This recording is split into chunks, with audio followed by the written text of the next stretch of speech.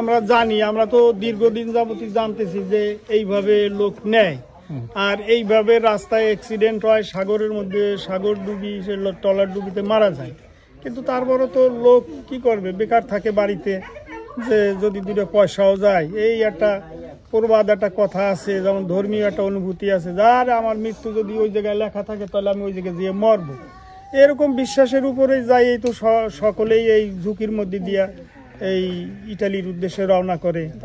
এবং দেখা যায় যে খালি এই না, এই সাগরেই ট্রলার ডুবিতে মরে না, ওইখানে যে বাংলাদেশি যে দালাল চক্র আছে তারাও দেখা যায় যে এই সব লোক নিয়ে তাদের কাছ থেকে প্রথম এক কথা বলে, পরে আবার 2 লাখ 3 লাখ 5 লাখ 10 লাখ এরকম নেয়। আর যারা মাফিয়া চক্র আছে এই বাংলাদেশের, বিশেষ করে শুনছি, আমরা ঠিক জানি না, যে এই মাদারীপুর জেলার মধ্যেই এই সব মাফিয়া চক্র আছে, তারা এই নিয়া এই দালালরাই, এরকম শোনা যায়, দালালরাই আবার আর এক মাফিয়ার কাছে ইঙ্গিত দিয়ে তারপর ধরাই নিয়ে 15 লাখ নিয়ে আবার বলে 18 লাখ দাও, 15 লাখ দাও, এইভাবে তারা ছাড়ানোর পরে আবার আপনাদের এই আত্মীয়দের কি একই ঘটনা ঘটছে?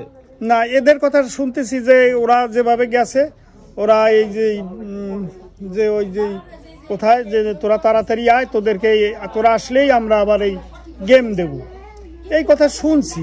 শোনার পরে তারা তো গেছে, এই আর কি। অনেক